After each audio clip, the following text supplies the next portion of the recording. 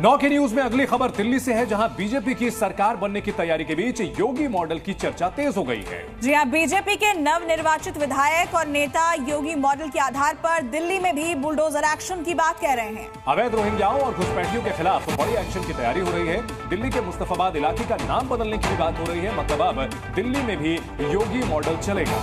तो बीजेपी ने प्रचंड जीत हासिल की है। 27 साल बाद दिल्ली में अब बीजेपी की सरकार बनने जा रही है और इसी बीच अब योगी मॉडल की चर्चा भी शुरू हो चुकी है। बीजेपी के तमाम जो बड़े लीडर्स हैं उनकी तरफ से ये बात कही जा रही है।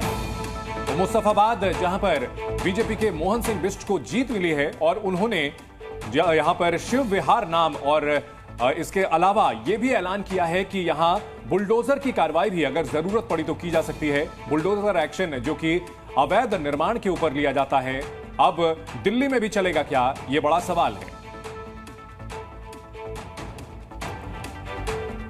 और यह क्यों कहा जा रहा है कि यहां योगी मॉडल चल सकता है? योगी मॉडल का मतलब है वक्फ के खिलाफ एक्शन। जिस तरह से अवैध कब्जा किया गया है वक्फ की ओर से, उस पर एक्शन। घुसपैठियों के खिलाफ एक्शन लिया गया है योगी मॉडल के दौरान। और बता दें कि अवैध कब्जे पर बुलडोजर एक्शन दिखाई दे सकता है, इसी की चर्चा की जा रही है। अपराधी अब एनसीआर छोड़ दें, यानी कानून व्यवस्था भी क्या दुरुस्त की जाएगी, इस पर भी अब चर्चा की जा रही है।